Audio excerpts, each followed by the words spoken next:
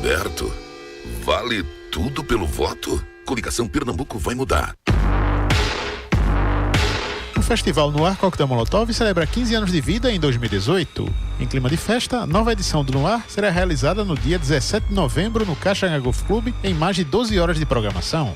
Atrações já confirmadas: Lued Luna, Maria Beraldo, Duda Beat, MC Troinha e Conan Mocassin. Confira mais informações em coquetelmolotov.com.br. Apoio Rádio Universitária FM. Segura que essa proposta é sucesso popular. Com Paulo vai ter crédito popular. São 3 mil na mão pra eu trabalhar. Com Paulo vai ter crédito popular. São 3 mil na mão pra eu trabalhar. Com Paulo vai ter crédito popular. São 3 mil na mão pra eu trabalhar. Frente Popular de Pernambuco, PSB, SD, PPL, PMN, PSD, PR, PP, PCdoB, PT, MDB, PRB, Patriota. Universitária.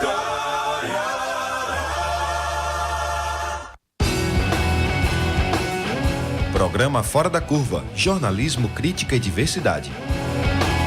Olá, ouvinte das rádios universitárias. Eu sou Paula Reis, jornalista e professora de comunicação da UFPE. Está começando mais uma edição do programa Fora da Curva, com transmissão na nossa página no Facebook e na página 99 Universitária. O Fora da Curva encerra hoje a série de entrevistas com os candidatos e candidatas ao governo de Pernambuco. Fazendo a entrevista hoje, então, com a candidata do Partido Socialista dos Trabalhadores Unificados, PSTU, Simone Fontana, que já está aqui com a gente no estúdio. Bom dia, Simone. Bom dia a todos, bom dia aos ouvintes. Agradecer o convite para estar aqui apresentando nosso programa mais uma vez. Nós que agradecemos. Para entrevistar Simone e todos os candidatos, temos novamente em nossa bancada Laércio Portela, jornalista da Marco Zero Conteúdo. Bom dia, Laércio. Bom dia, Paula. Bom dia, candidata Simone, a Carmen, a Wagner, os ouvintes, os internautas, todos que estão nos acompanhando aí. Também contamos com a presença de Carmen Silva, jornalista e pesquisadora do SOS Corpo, Instituto Feminista para a Democracia. Bom dia, Carmen. Bom dia, Paula. Bom dia, Simone. Bem-vinda ao nosso programa. Bom dia para todo mundo que nos acompanha. E também compondo a nossa equipe está Wagner Souto, da Abraço Brasil Pernambuco, que é a Associação Brasileira de Radiodifusão Comunitária. Bom dia, Wagner. Bom dia, Simone. Bom dia, Laércio, Paula, a Carmen e as nossas parceiras que estão também conosco, que é nessa parceria sempre, as rádios comunitárias. Quais são as rádios comunitárias que estão transmitindo hoje também? Vamos lá, então. A gente aí tem uma ampliação do público. Com certeza. Vamos lá, então tem a Rádio Amparo FM em Olinda, Rádio Doce Rio FM também em Olinda, Rádio Revelação FM em Olinda, Rádio Juventude FM Recife, Rádio Tropical FM Recife, Rádio Urubá FM Pesqueira, Rádio Jovem lá na cidade de Capoeiras, Agreste Meridional, Rádio Top FM Igaraçu, Rádio Tracuia FM, Rádio RCI FM Distrito lá de Itambé, Rádio Brejo FM Recife, Rádio Pernambuco também na Bomba Demetério Recife, Rádio Agrestina FM, cidade de Agrestina, estão conosco nessa sintonia. Beleza. Antes de começar a entrevista, vamos apresentar a candidata. Natural de São Paulo, Simone Fontana tem 52 anos, é professora da rede pública e uma das fundadoras do PSTU em Pernambuco. Formada em Pedagogia pela Fafiri e pós-graduada em Educação em Linguagem pela UFPE. Atua na rede estadual de ensino desde 85 e na rede municipal desde 1996. O vice da chapa de Simone Fontana é o sindicalista Jair Pedro, militante e também um dos fundadores do PSTU. Simone Fontana foi candidata à vereadora do Recife em 2004 e 2008, à Prefeitura do Recife em 2016 e ao Senado em 2010 e 2014. A senhora faz críticas às reformas da Previdência e Trabalhista e à exploração dos mais pobres, né, e dos trabalhadores pelos mais ricos e seus empregadores. Qual é a sua visão sobre o cenário atual de desemprego em Pernambuco e como pretende assegurar os direitos daqueles que estão nessa situação? A gente vê como uma calamidade, né, a questão do desemprego no Brasil todo. 64 milhões de pessoas desempregadas e em Pernambuco 720 mil pessoas desempregadas, estando um dos estados que mais tem, em termos percentuais, desempregado. E a gente vê ao mesmo tempo um aumento da exploração, da intensidade do trabalho daqueles que estão trabalhando. A gente tem como política para resolver, porque a questão do desemprego é uma questão estrutural do capitalismo, e é necessário, é uma questão que coloca na marginalidade famílias inteiras e com isso suas crianças, seus jovens e o desespero, né, nas famílias que estão passando por essa situação de desemprego. E é possível resolver isso através de uma política de redução da jornada de trabalho sem redução de salário.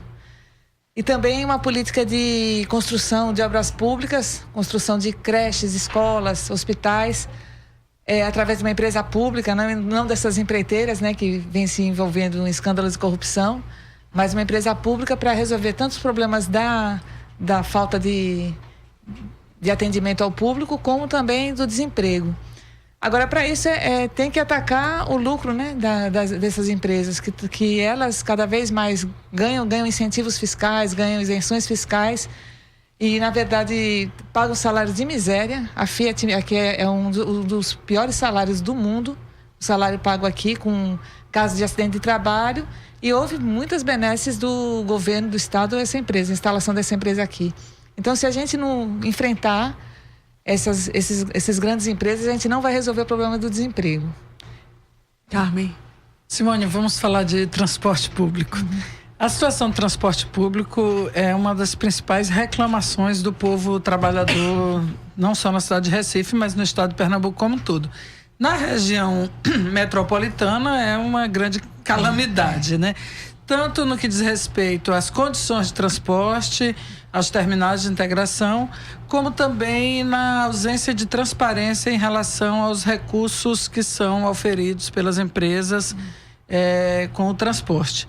Para nós mulheres tem também a situação de violência que tem assustado todo mundo, tanto do assédio como dos constantes assaltos, né? Tem inclusive um sistema do sindicato aqui que denuncia, o sindicato dos rodoviários, que denuncia a quantidade também de assalto no transporte. Enfim, como a candidata, né, como o programa do PSTU, seu programa de governo, pretende enfrentar o drama do transporte público de passageiros? O problema é que o transporte é público, mas quem faz são as empresas privadas, né? São empresas que têm grandes benesses do Estado, isenções em uma das lutas que teve para a redução das tarifas, houve um incentivo do governo para essas empresas e o que a gente vê inclusive hoje eu peguei um BRT lotadíssimo. Então, assim, as empresas querem lucrar. Então, para elas lucrarem, elas têm que dar para os usuários o pior transporte possível. Então, as pessoas necessitam do transporte, então, de qualquer forma, elas vão andar de ônibus, elas vão pagar. Então, para eles, tanto faz se você vai espremida, se você vai massacrada, se você vai esperar muito. Então, enquanto a lógica for o lucro, o transporte vai ser de péssima qualidade. Então, a gente precisa estatizar as empresas de ônibus para garantir que as linhas que eles recebem concessões de linhas do Estado, então elas não chegam em comunidades, né? Não chegam em todos os lugares, para que a gente possa, que o transporte atenda a demanda da população de forma confortável, que as pessoas vão sentadas no ônibus, que elas não precisam se espremer, porque a gente pode estimular a utilização do transporte público, inclusive para quem tem carro, para poder deixar seu automóvel em casa. Então, precisa disso, de estatizar, aí reduzir a tarifa, isentar pessoas desempregadas e estudantes das tarifas, porque daí é possível a gente construir isso. E para além do transporte de ônibus, também melhorar o metrô, né, que seria uma saída. Seria possível estatizar no plano do governo estadual, sem que isso passasse por um debate federal? O debate seria um debate com o que a gente defende mesmo, são os conselhos populares, né? Então a gente acha que a população é muito pouco ouvida. Na verdade, ela não é ouvida em situação nenhuma. Então você vê em vários exemplos.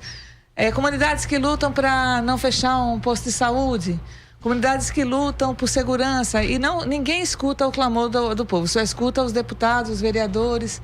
E aí as coisas ficam bem distorcidas, porque eles estão a serviço justamente desse setor empresarial. Então é necessário a gente estatizar para a gente dar um transporte de qualidade. Porque enquanto essas empresas quiserem lucrar, o transporte vai ser de péssima qualidade. Como esses terminais integrados que foram criados, a destruição que foi feita da Caxangá, né? A Caxangá foi destruída para instalar os BRTs, então agora você tem BRT e tem ônibus circulando paralelamente, então a via ficou mais congestionada. Tudo que se faz é para piorar. Então isso é o grande absurdo que tem. Então a gente quer acabar com essa lógica.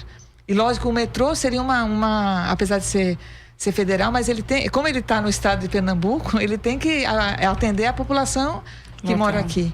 Então, por exemplo, ele não chega na Zona Norte, ele não chega em Igaraçu, em Paulista, que são lugares que tem muito transporte de pessoas que vêm aqui para o Recife. Outra coisa também é reativar o transporte sobre trilhos. Então a gente vê, inclusive existem movimentos de pessoal de Carpina. Antes você ia para Carpina de trem, hoje está lá desativado. Então é um sistema de construção caro, mas que traz muito benefício e que a longo prazo ele acaba sendo muito mais barato. Claro, né? Simone, em relação à saúde, a senhora pretende trabalhar com a saúde preventiva, com acesso ao saneamento básico, educação de qualidade, e uma série de medidas para evitar que a população adoeça, e caso adoeça, que tenha acesso integral à saúde. Como pretende investir no fortalecimento do Sistema Único de Saúde aqui no estado? O SUS é um dos sistemas melhores do mundo, mas que tá se degenerando, né? Pela atuação dos governos em beneficiar, mais uma vez, as empresas. A saúde privada, a saúde como mercadoria.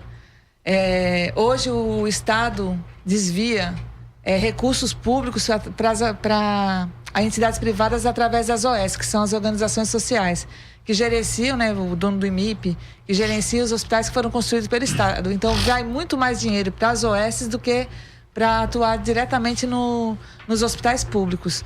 Então é necessário a gente acabar com essa farra de estar mandando dinheiro público da saúde para o setor privado. E queria denunciar, hoje a gente foi fazer uma panfletagem no Barão de Lucena e o pessoal terceirizado está sem receber salário. Paulo Câmara ia fazer hoje campanha no HR em alguns hospitais. Eu acho que é uma tremenda cara de pau. Uma pessoa que não tá atrasando o salário do trabalhador. Então, uma denúncia que a gente tem que fazer, porque a gente também tem que remunerar bem os trabalhadores da saúde, tem que ter concurso público, porque o atendimento à saúde não se restringe à construção de hospitais, mas também tem que ter pessoal especializado para atender as demandas da população. Enquanto continuar com esse desvio de dinheiro, a gente vai ter as cenas que a gente vê constantemente, né? Que parece cena de guerra no HR, em outras... Eu, uma vez, fui no Barão de Lucena. Então, você vai com uma criança lá para ser internada, ela é internada no braço da mãe, porque ela não tem leito. Então, assim, são calamidades, né? Num estado que tem condições de oferecer muito mais à sua população. Simone, eu queria entender um pouquinho como é que funcionaria o arranjo institucional, especialmente a relação do Executivo com o Legislativo e com o Judiciário num governo PSTU. E não estou falando nem no nível nacional, mas no nível local. Porque, obviamente, quando você está pleiteando a candidatura, há sempre uma possibilidade de vitória. E aí entender isso, porque algumas das medidas que estão previstas no teu programa de governo passariam necessariamente pelo arranjo que a gente tem hoje, pelo Legislativo e pelo Executivo e pelo Judiciário. Por exemplo, você fala em reestatizar a CELP, estatização do serviço de esgoto da Compesa, já falou aqui da estatização do transporte coletivo, suspensão da dívida pública do Estado, tem até um item que fala da liberdade imediata para os presos injustamente condenados ou que são consumidores de drogas. Às vezes, tem a questão da prisão exemplar de corruptos e corruptores. Tem muitas ações que envolvem, na verdade, hoje, pelo ordenamento institucional do Estado, ações que nascem a partir do Judiciário ou que são decididas no Legislativo. Como é que seria essa relação? Seria possível realmente tirar do papel essas medidas, especialmente considerando a correlação de forças que a gente sabe hoje que o Legislativo tem um perfil muito conservador, tanto no Estado quanto no país. E aí eu te pergunto, você falou aqui nos conselhos populares. Como é que seria essa relação? Os conselhos populares, hoje, eles legalmente não poderiam substituir a Assembleia Legislativa. Como é que eles funcionariam? Como seria esse arranjo para tirar do papel essas propostas do PSTU? Bom, se eu fosse eleita, eu acho que teria assim uma vontade muito grande da população de mudar o que está aí. Porque existem outras formas de governar que não é essa que está colocada atualmente para a gente. que já está demonstrando seu fracasso. Então, hoje, a forma de governar, a forma como está estruturada socialmente, né, e politicamente o país e economicamente, está mostrando o seu fracasso. Então, a gente tem um país rico, cheio de miseráveis, cheio de pessoas com pobreza, com fome, com violência. E existe um questionamento generalizado da população em relação a todas as instituições, né? Seja o executivo, o legislativo e o próprio judiciário. Se criou uma casta, né? Uma casta de privilegiados que aparecem de 2 anos para que você vote neles e que você... a mudança continua, a mudança virá, e a gente vê que são os mesmos dos anos passados. E a gente quer construir uma outra forma de governar. E eu acho que se eu ganhar, eu vou ter condições de fazer isso, que é junto com a população. É a gente dar voz à periferia. É que organizações da classe possam decidir o que fazer com dinheiro público. E não que um punhado que na verdade os deputados, o próprio executivo, eles são fantoches dos grandes empresários, né? Então eles estão aí a serviço desses empresários. Hoje o pagamento da dívida pública, no Jornal do Comércio deu 80% do PIB para pagamento da dívida pública. Então 80% do que se produz de riqueza no país vai para as mãos dos banqueiros, vai para as mãos dos empresários. Enquanto essa lógica prevalecer, nenhuma medida de qualquer candidato vai conseguir ser executada. Não vai conseguir. Então a gente romper com isso e fazer com que os conselhos populares, as pessoas organizadas nas suas comunidades, organizadas no seu local de trabalho, através do seu sindicato, possam decidir o que fazer com dinheiro em relação à construção de creche, de escolas, as demandas de saneamento das comunidades, em relação à própria produção, né? Porque hoje, por exemplo, você tem uma empresa, uma fábrica de carros que produz não sei quantos carros por dia, e você vê paralisado nos pátios, porque quem vai comprar carro, né? Você vê as ruas atoladas de carro. Então, é uma lógica totalmente anárquica e não querendo aqui questionar o anarquismo, porque não é isso, né? É bagunçada, né? Vamos usar uma forma bagunçada, quando você vê necessidades da população não sendo atendidas. Então, essa lógica, a gente está esgotada. Então, a gente tem que construir uma outra, onde existe uma decisão. Quando se fala, não, aqueles que foram... De que forma eles foram eleitos? Né? De que forma esses deputados estão sendo eleitos? Com dinheiro, com tempo e espaço na televisão diferenciado entre os diversos partidos e candidatos que se apresentam. O que prevalece ainda é o poder econômico. Então a gente tem que quebrar essa lógica. Como é que você vê o orçamento participativo? A experiência que a gente já teve aqui nas gestões do PT do orçamento participativo e com essa proposta do PSTU de abrir espaço para a população deliberar sobre os recursos do Estado em ações, em obras, você falou inclusive em montar uma empresa pública, gerenciamento de obras e tal. Como é que você vê essa experiência do orçamento participativo e como o PSTU implementaria isso? O orçamento participativo, ele decidia por 2% do orçamento. É engraçado que eu tenho uma colega professora que ela fez parte do orçamento participativo e ela fala que até hoje não construiu a quadra na escola que ela queria.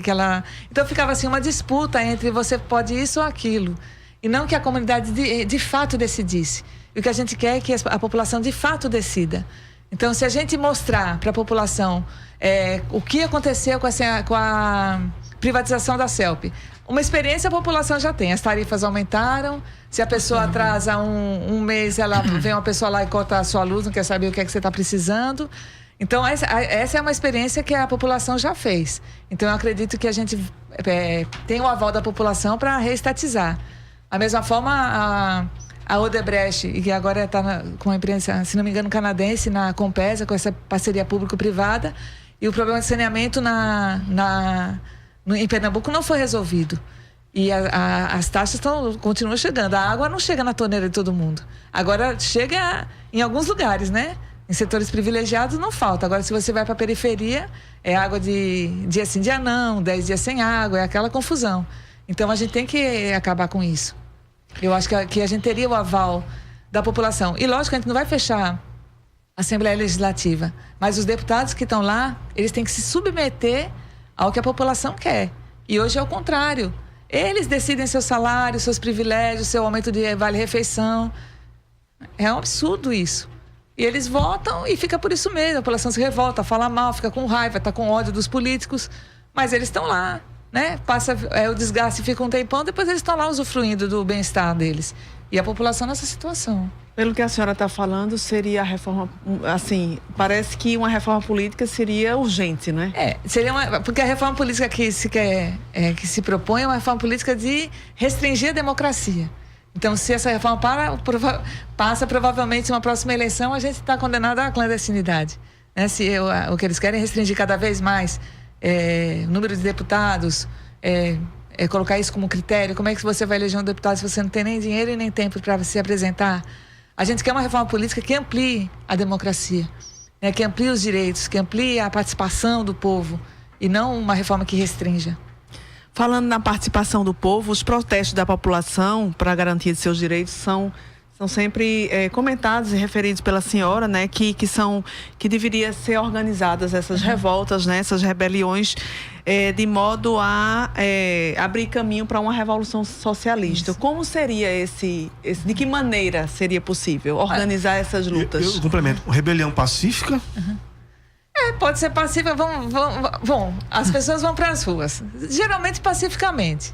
E quando vem a polícia, ela não tem... o menino lá em També estava numa passeata pela paz. E ele levou um tiro de bala de borracha e faleceu. Então, né, na verdade, a princípio a gente não... Mas nós também não estamos dispostos a apanhar calado, né? Ninguém está disposto a... Nós estamos dispostos a mostrar para a população a grande injustiça que existe hoje, o grande absurdo que a sociedade está. Isso é possível mudar, mas ele só vai mudar através do levante popular, do levante da população, que tem se erguido em várias situações. Como eu coloquei, né? As pessoas hoje fecham a rua se falta água, se um menino é preso injustamente pela polícia, a população se organiza. Se falta transporte, ela vai, se organiza, mas isso acaba não tendo, e a gente quer que isso vá até as últimas consequências. Então, houve um levante em 2013, a população foi às ruas, as bandeiras de luta eram por educação, por saúde, contra a LGBTfobia, denunciando os gastos com as arenas do Copa do Mundo. E o ano passado, uma das maiores greves gerais dos últimos anos, paralisou o Brasil.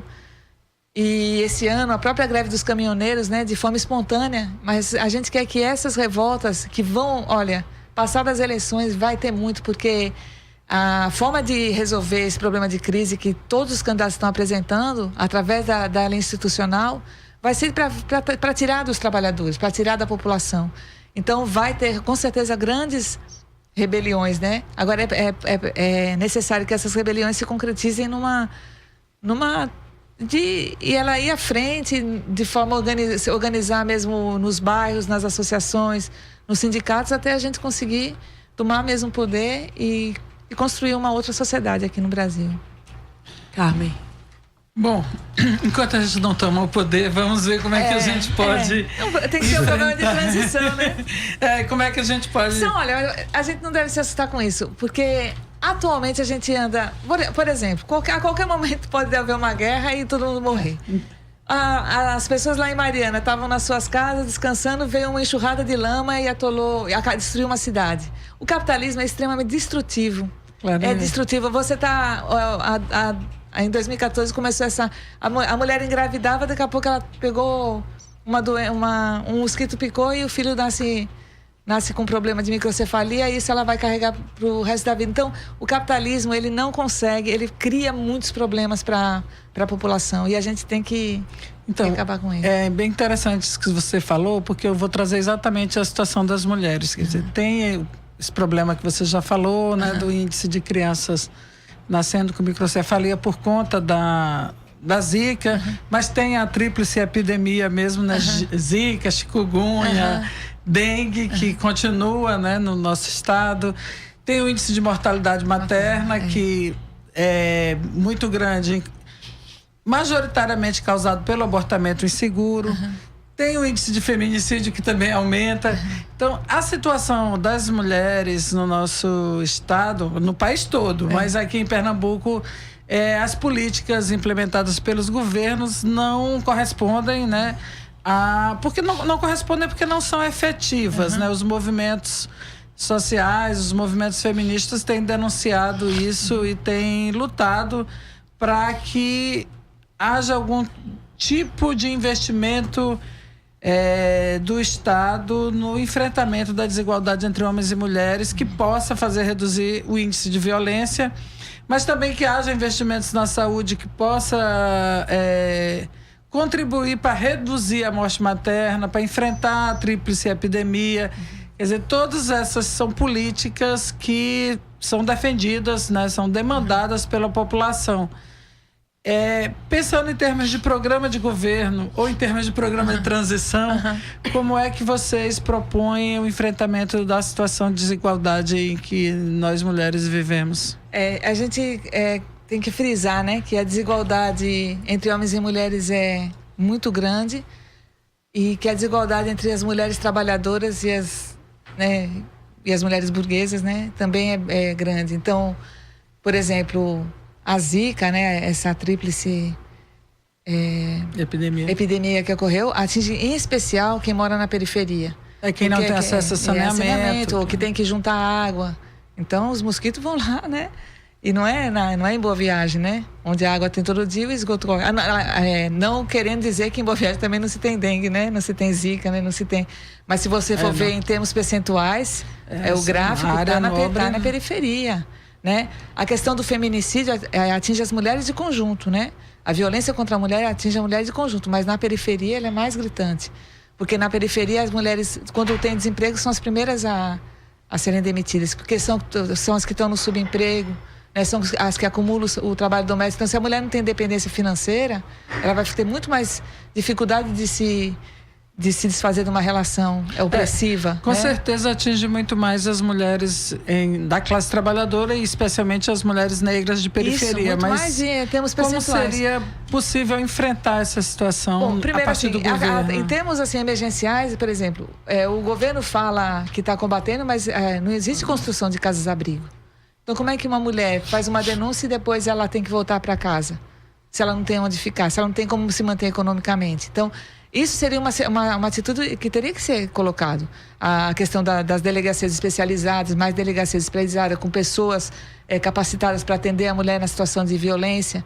Mas também a gente tem que dar emprego para a mulher, a gente tem que valorizar o salário da mulher e não que ela ganhe subsalário. A gente tem que atender a demanda de creche.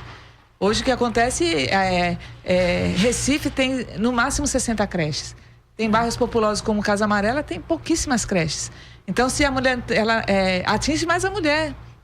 Quando ela deixa o filho sozinho em casa e acontece um acidente, ela é presa por abandono de incapaz. Então, ela é vítima e culpada, né? Então, enquanto não fizer questões estruturantes, né, para a mulher, a questão da insegurança. Então, se existe um aumento dos estupros, quem é que está sendo mais... Quem está sofrendo mais violência sexual? É a mulher da periferia, porque ela sai de madrugada sem segurança, ela anda em ônibus, ela chega em casa onde não tem iluminação pública. Então, ela também vai ser as maiores. Então, tudo é questão de segurança, questão de iluminação pública, questão de emprego. São demandas que têm que ser atendidas para que a gente, de fato, diminua. E se você for ver as pastas onde tem política de mulheres, são as que têm menos dinheiro, né? Então, se não tiver dinheiro destinado a isso, a gente não vai resolver. Então, o que o governo procura fazer é camuflar os dados. É isso que ele tenta fazer. Ou fazer uma medida aqui e acolá para dizer que está atendendo, mas, na verdade, de fundo não está. E a gente está vendo aí crescendo os números, né? Então, e outra coisa é a questão da punição. A investigação, a gente teve um caso de uma mulher lá em Novo Horizonte que foi assassinada por um homem, inclusive ela foi decapitada, foi um crime bárbaro, Dona Cida. E os moradores que viram onde ele estava, foram na polícia e falaram, nós vamos lá, porque senão a polícia não vai a fundo, não vai investigar. Demorou também para considerar feminicídio, não queria considerar feminicídio porque não era o parceiro dela, mas ela morreu por ser mulher. Então, são essas questões que a gente tem que enfrentar com políticas sérias e não o faz de conta para tapar, para mascarar os índices e dizer que está bem na fita. Aí é um absurdo. Wagner? Entrando ainda nesse tema, que é violência, então, sobre segurança pública, muitos dos candidatos falam sobre a condição dos nossos presídios. Alguns falam de suas estruturas, outros falam de sua política de encarceramento, enfim. Como a senhora avalia o discurso de seus concorrentes e como a senhora pretende lidar com esse problema aqui em Pernambuco, que é tão gritante? A gente precisa... Tem várias coisas, né? Primeiro, combater a violência com emprego, né? A violência aumentou no Estado quando aumentou também o desemprego. Então, a gente já falou sobre a questão do enfrentamento ao desemprego. A gente precisa ter uma política de desencarceramento.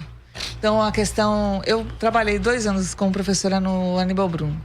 E você vê a quantidade de jovens, principalmente negros, que estão lá. Não tem... Você fala assim, não tem nada a ver esse menino estar aqui. Porque foi pego com uma... Consumido um pouquinho... Entendeu? Não, ele é preso como traficante, enquanto os grandes traficantes não estão na favela. Eles são ricos, eles compram armas do exército, né? Eles são quase um poder paralelo dentro das comunidades. Não vão ser presos. Se estão presos, estão comandando lá de dentro. Então, muita gente jovem encarcerada. Então, tem que ter o desencarceramento. Tem gente inocente. A parte jurídica não funciona no presídio. Então, a gente tem que ter um desencarceramento. E a gente também tem uma política de descriminalização e legalização das drogas. Enquanto a droga estiver no poder do tráfico, a gente vai continuar vendo meninos sendo presos, sendo mortos. E essa guerra que a população vive entre um canto e outro, a guerra do tráfico, né? Então, a gente não vai conseguir resolver isso se a gente não tiver...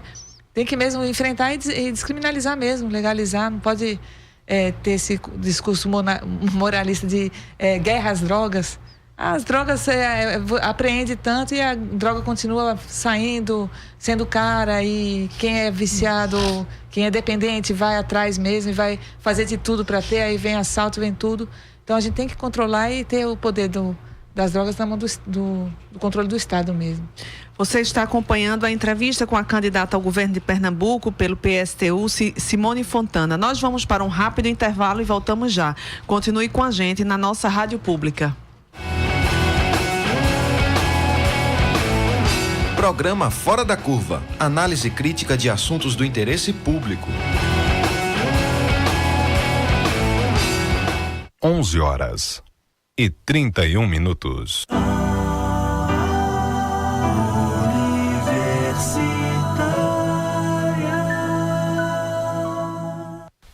Oi, vó, qual é a boa? Tô mandando um áudio pra sua prima explicando como votar.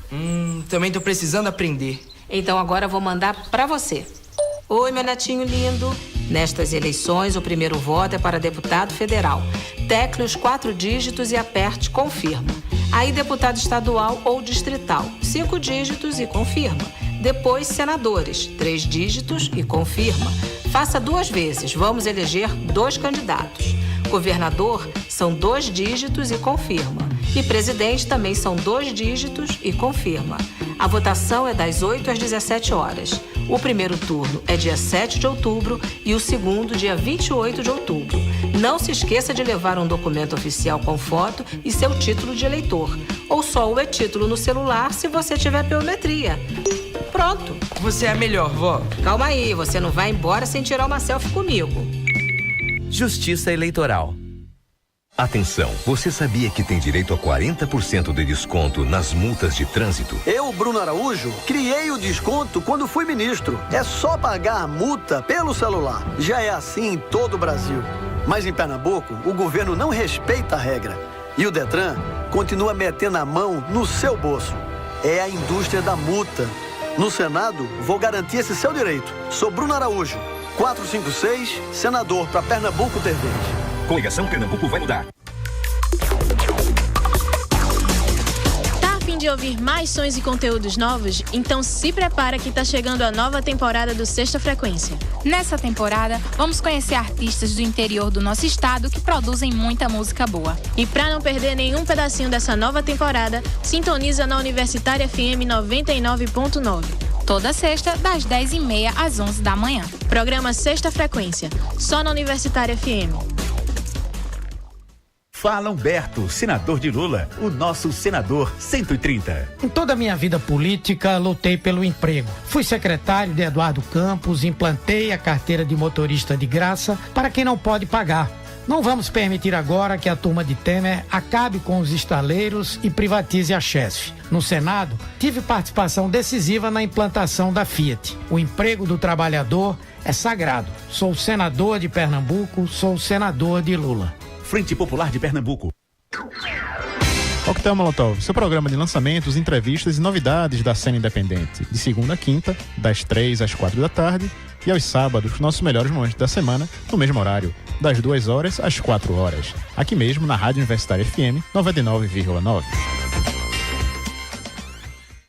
Lula apoia Paulo porque ele faz mais por quem mais precisa. Lula apoia Paulo porque ele vai fazer o 13º do Bolsa Família. Lula apoia Paulo porque ele vai fazer o ProUni Pernambuco. Lula apoia Paulo porque hoje Pernambuco tem a melhor educação pública do Brasil. Lula escolheu Haddad para ser candidato a presidente e escolheu Paulo para governador. Lula, Haddad e Paulo, juntos por Pernambuco e pelo Brasil. Frente Popular de Pernambuco. PSB, SD, PPL, PMN, PSD, PR, PP, PCdoB, PT, MDB, PRB, Patriota. Oi Recife, eu sou Duda Beat e no dia 17 de novembro estarei cantando no Coquetel Molotov, esse festival que é tão importante para nós recifenses.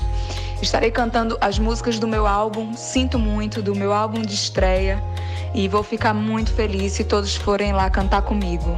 17 de novembro, Duda Beat, Coquetel Molotov. Oh, bichinho, eu te conheço de outra vida. Meu sentimento é repartido. Pernambucanos, todos vocês sabem que eu defendo aquilo que é mais precioso em nossas vidas: a saúde. Sou Francis Mar, estadual 40654, federal Felipe Carreras 4004, Paulo 40. Romário Dias 55655. Amigos e amigas de Pernambuco, esta eleição é a eleição de tirar aqueles que não têm compromisso com a vida pública nem com a ética. Eu sou candidato a deputado estadual pela 7ª vez. O meu número é 55655. 40. Universitária FM 99.9. Fora da Curva, jornalismo analítico na Rádio Universitária, a nossa rádio pública. Para você que sintonizou agora, nós estamos conversando com a candidata ao governo de Pernambuco pelo PSTU, Simone Fontana, como parte de uma série de entrevistas que o Fora da Curva está realizando com os candidatos e candidatas ao governo do estado.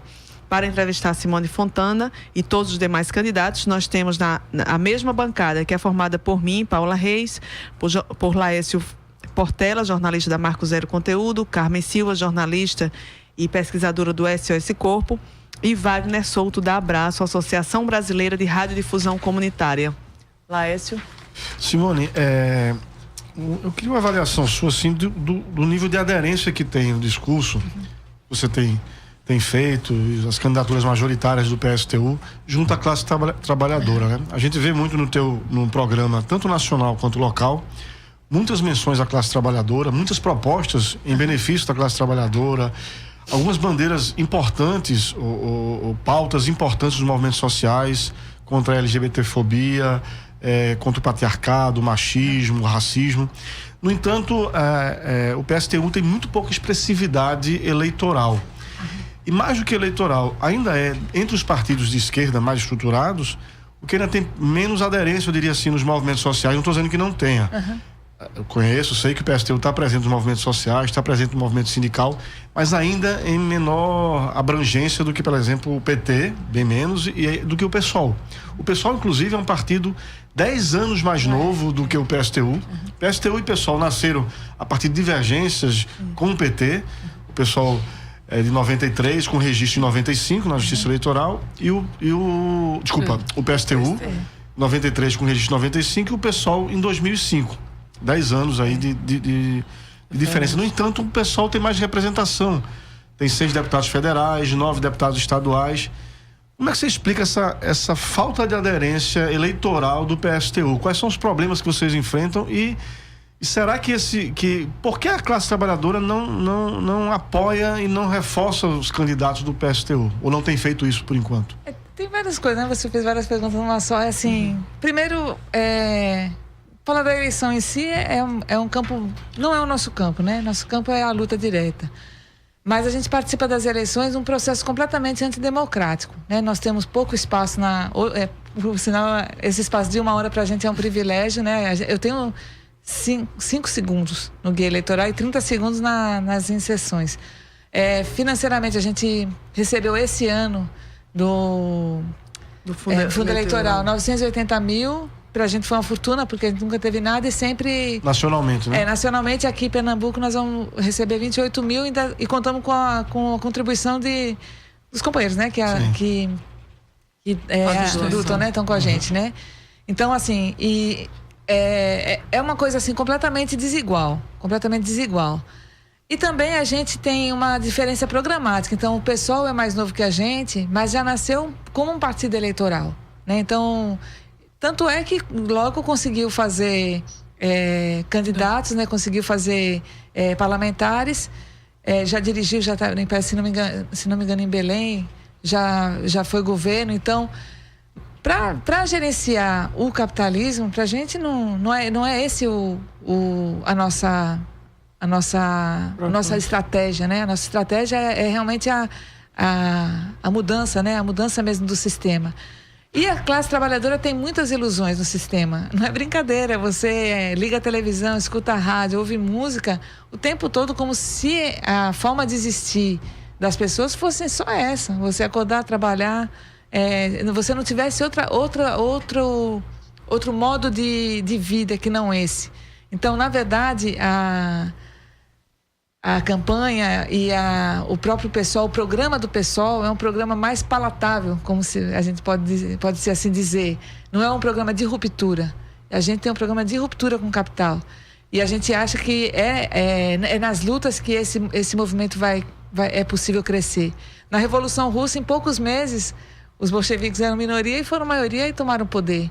Então a gente não sabe o que grandes explosões sociais podem acontecer que possa dar a gente uma visibilidade, uma autoridade para que a gente possa realmente fazer essa mudança que a gente necessita, que a classe necessita. Deixa eu citar um trecho aqui do programa do PSTU, que fala assim: Frente Popular também é governo da burguesia. Não queremos nem patrões, nem os que se alinham com eles, como o PT e o PCdoB. O PT e o PCdoB, quer dizer, alguns outros partidos do campo de esquerda, de centro-esquerda, como queira, são adversários também do PSTU. O PSTU encara esses partidos de esquerda também como adversários. E eu estou fazendo essa pergunta para perguntar para você também, como é que você vê o quadro nacional? Quer dizer, a gente tá vendo hoje as pesquisas eleitorais, ontem inclusive saíram novas pesquisas mostrando a polarização entre Bolsonaro e o candidato do PT, Haddad. Um possível segundo turno entre os dois. Nesse caso, o PT é um possível aliado no segundo turno, quer dizer, do ponto de vista do PSTU, estratégico ou não? O PT não votaria nem no candidato do PT, ou o PSTU nem votaria no candidato do PT, nem do PSL, nem do Bolsonaro. Eu queria um pouquinho a tua visão disso.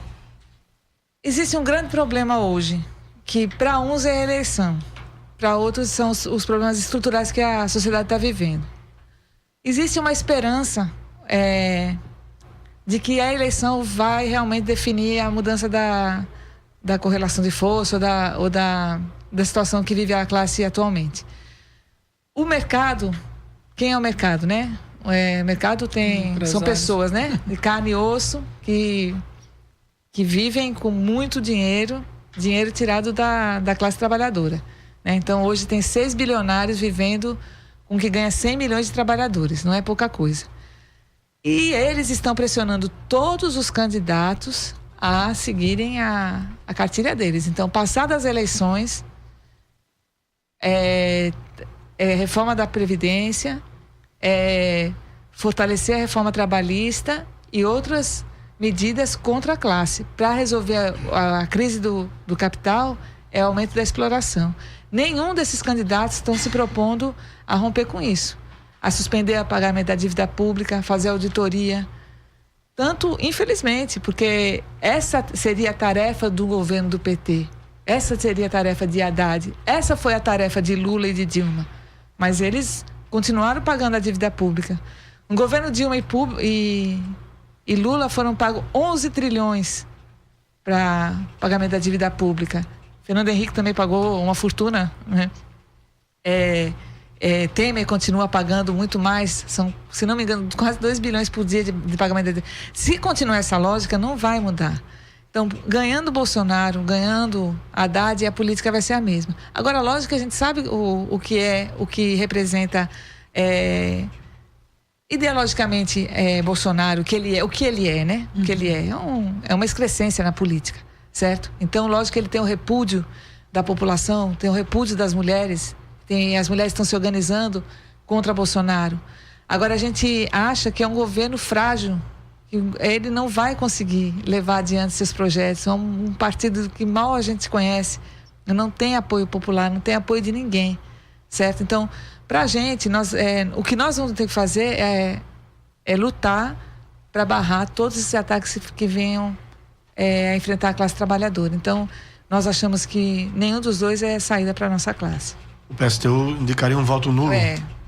Por enquanto, estamos debatendo, mas a ideia é a gente não jogar esperanças em nenhuma das candidaturas. Agora, estamos na luta nessa questão mesmo das mulheres contra Bolsonaro, vamos estar juntos, porque ele dia 29. vem com postura. Vamos estar lá no dia 29. Agora, não queremos que isso se transforme numa bandeira nós vamos estar lá apresentando. Nós temos uma candidata mulher, negra, Vera, né? Então, já que a questão da mulher é trabalhadora, feminista, certo? Então, nós temos essa saída.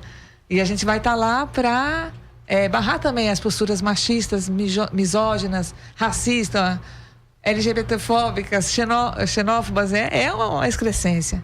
E ele, na verdade, ele cresceu porque a esquerda não cumpriu o papel que tinha que ter cumprido nos seus mais de 12 anos de governo. Não cumpriu. E aí cresce, né? E quem que as pessoas falam, os eleitores de Bolsonaro não têm as ideias que ele tem. Não tem. Então, porque se a gente achar que 24% da população pensa como ele, é brincadeira, né? Não é. As pessoas querem saída e criam ilusões de que ele seria essa saída. Não é. Então, é pelo contrário, ele vai restringir, vai atacar a classe. E a gente tem que isolar um candidato desse. A senhora defende a criação de comitês de autodefesa, né? Nos bairros, comunidades, para que os cidadãos possam ter direito de se defender, né? Com representantes armados. Como funcionariam esses comitês e qual o papel da polícia nesse cenário? A senhora defende o porte de arma para a população? Porque a polícia não chega na periferia. Geralmente, né, com todo respeito aos policiais sérios que a gente tem, geralmente ela chega para reprimir, mas não chega para assegurar a segurança, né, das pessoas que moram na periferia. E a gente vê os índices de homicídio crescendo. Quem morre são os jovens negros da periferia e morrem completamente de peito aberto, né? As mulheres que andam nos ônibus, elas estão vulneráveis. É engraçado essa questão da autodefesa, porque as pessoas ficaram muito, né, impressionadas com essa proposta, mas eu participei de um debate recentemente e uma travesti falou que ela não sai de casa sem uma faca na bolsa. Porque ela tá na parada do ônibus, se aparece um carro preto com os vidros fechados, ela fica assustada. Isso é autodefesa. A gente vai dizer para uma pessoa que a média de vida é 35 anos, que fique esperando acontecer o pior. Então, agora a gente defende, lógico, uma coisa organizada e não uma política de violência, mas assim, de a pessoa ter como se defender.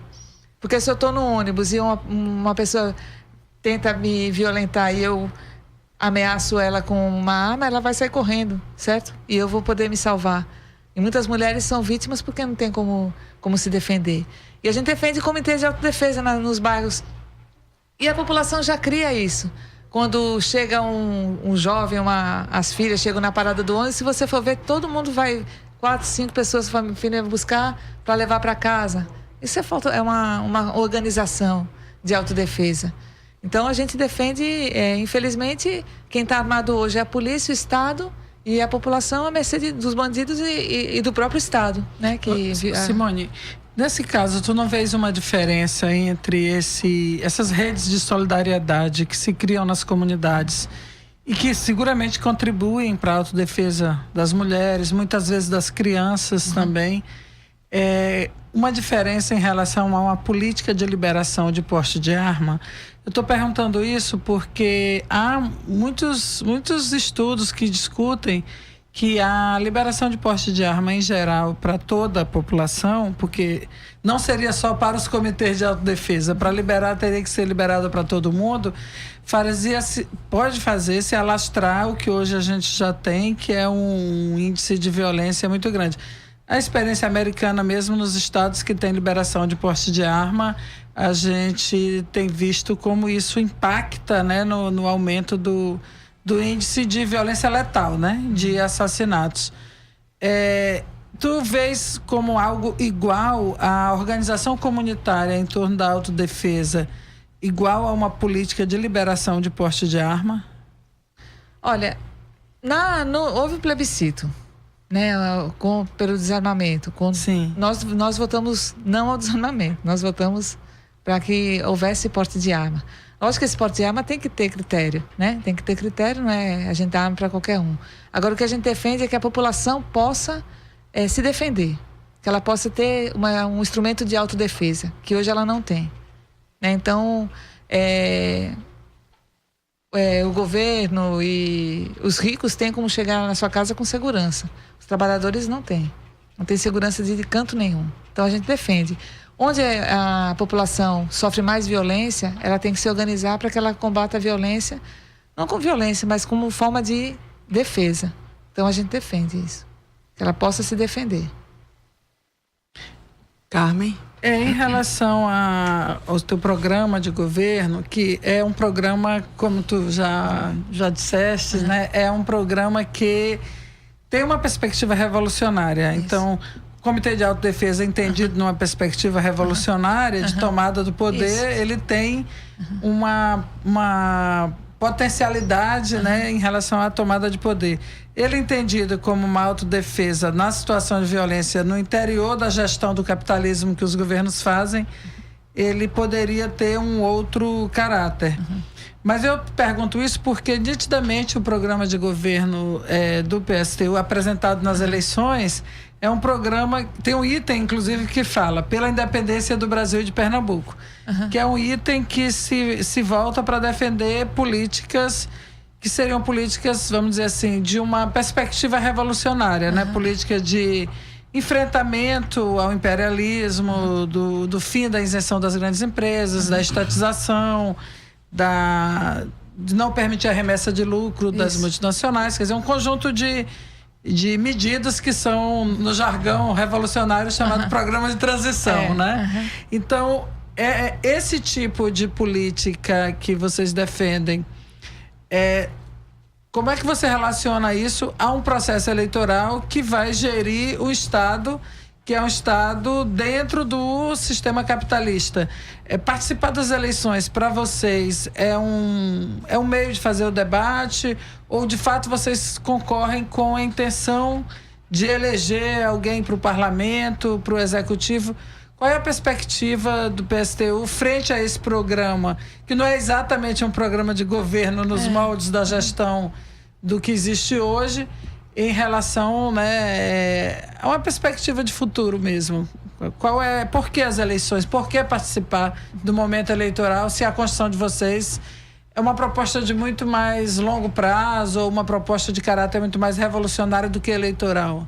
A gente participa das eleições para ter essa oportunidade que eu estou agora, de estar aqui com 1 hora, podendo colocar nosso programa, que é um espaço que eu não teria em outra situação, outra possibilidade. Mas aí, às vezes, eu colocar assim, dá a impressão de falar assim, bom, eu não vou votar nela porque ela não quer governar. Então, a gente tem que falar o seguinte, que as pessoas, é importante votar na nossa candidatura, porque fortalece esse projeto. É é importante que as pessoas saibam, e muitas sabem, né, que a gente tem outra forma de organização social que não essa que está colocada aí. E também porque a gente pode chegar um momento a gente também ir para a disputa. Se a gente, inclusive se a gente tivesse espaços as mesmas condições, a gente poderia avaliar com mais profundidade que alcance tem esse programa na consciência da classe. Se a gente, vamos dizer que o tempo seria igualitário para os 7 candidatos. Os recursos. Os recursos fossem igualitários. Não pudesse usar nenhum panfleto que não fosse do panfleto financiado, vamos dizer... Do fundo eleitoral. Ou se não de uma gráfica pública. Porque o fundo eleitoral também é desigual. Também é desigual. O PT mesmo vai ganhar 200 milhões, o MDB 260 milhões, a gente é 980 mil. Então, então se fosse uma gráfica estatal para bancar os panfletos, um programa de uma TV pública para apresentar os candidatos, debate onde a gente participe. Aí a gente poderia ter a dimensão... Quantos da classe trabalhadora realmente acham que realmente a gente tem que acabar com esse sistema? Talvez a gente teria um panorama mais fiel do que é. Mas a gente vai continuar participando e, após a eleição, participar das lutas. E assumindo o governo, o programa... Qual seria o programa de transição? Os conselhos populares, que na verdade os conselhos populares não seria nem um programa de transição, seria para um governo, né, como foi os soviets na União Soviética, que eram eles que decidiam até qual era a produção, né? Mas seria a estatização das empresas envolvidas em corrupção, seria a taxação das grandes fortunas e até a gente realmente acabar com a propriedade privada, né? A gente está finalizando o programa, só dá tempo de fazer uma pergunta e a resposta, juntando tudo, tem 2 minutinhos. Tá. Simone, de novo, voltando aqui ao programa de governo, tem um trecho em que um programa está dito lá que fora os corruptos e corruptores, prisão e expropriação da Odebrecht e todas as empresas e políticos envolvidos na Lava Jato no Estado. O Programa Nacional de Diretrizes Nacionais também cita no cenário nacional. Eu queria ouvir a opinião de você, do PSTU, em relação à Lava Jato, porque aqui parece que existe um certo apoio à ação, e a gente sabe que vários setores da esquerda, inclusive o PT, né, tem apontado a seletividade das investigações, que tem, digamos assim, colocado em xeque ou tirado da disputa segmentos de esquerda. E como é que vocês veem isso? Uma declaração desse tipo no programa não está reforçando a Lava Jato? Não, a gente não confia na Lava Jato, né? A gente sabe das limitações e realmente a gente acredita que ela é seletiva, né? Ela é seletiva. Agora a gente também não pode dizer que não houve um escândalo em proporções alarmantes, né? Do dinheiro envolvido num esquema de corrupção que envolveu vários partidos, né? Envolveu o PT, mas também envolveu o PSDB, PMDB, vários partidos estão envolvidos na Lava Jato. Agora o Alckmin está concorrendo, né? Está solto, o Aécio está concorrendo e foram pessoas que estavam envolvidas. Então a gente critica também como a justiça foi seletiva nesse caso. Qual a posição do PSTU em relação à campanha Lula livre? Olha, Lula não é o político da década de 80 que foi preso porque liderava grandes greves. Ele hoje, o patrimônio dele é 8 milhões, né? Então, ou ele está pagando advogado para, se não me engano, 2,5 milhões com advogado. Então, ele tem bastante recurso para pagar seus advogados. A gente acha que essa campanha, às vezes, desvia a classe dos seus objetivos. Nós não participamos da campanha pelo Lula livre. Ok, nós agradecemos então, estamos finalmente finalizando a entrevista com a candidata Simone Fontana do PSTU. Muito obrigada pela participação, Simone. Eu que agradeço a oportunidade, agradecer a todos por estarem aqui com vocês e chamar o pessoal no dia 7 contra burguês, vote 16. Nós ficamos por aqui, encerramos então a série de entrevistas com os candidatos e candidatas ao governo de Pernambuco. Passaram pela bancada os candidatos Maurício Ranz, Júlio Lócio, Dani Portela, Ana Patrícia Alves e Simone Fontana. Os candidatos Armando Monteiro e Paulo Câmara, as suas assessorias disseram que não havia disponibilidade de agenda. Para rever todas as entrevistas, acesse nossas redes sociais. O Fora da Curva de hoje teve a produção minha, Paula Reis, de Larissa Evelyn, Vitor Aguiar, Guilherme de Arruda, Laércio Portela, Carmen Silva e Wagner Souto. Nas redes sociais, Vitor Aguiar e Larissa Evelyn. Os trabalhos técnicos foram de Marco da Lata. Obrigada por sua audiência. Boa tarde. O programa Fora da Curva é uma realização do Departamento de Comunicação Social, com o apoio do Departamento de Sociologia e do Núcleo de Rádio e TV Universitárias. Parceria com o Marco Zero Conteúdo, Centro das Mulheres do Cabo, SOS Corpo, Centro Sabiá, Terral Coletivo de Comunicação, Centro de Cultura Luiz Freire. Esse programa fica disponível em nossa página do Facebook e no canal do YouTube. Acompanhe as nossas redes sociais, porque nós também divulgamos por lá muita informação que você não vê por aí. A música tema deste programa foi composta pela banda Diablo Motor. Programa Fora da Curva. A gente fala o que a maioria cala. 11h59.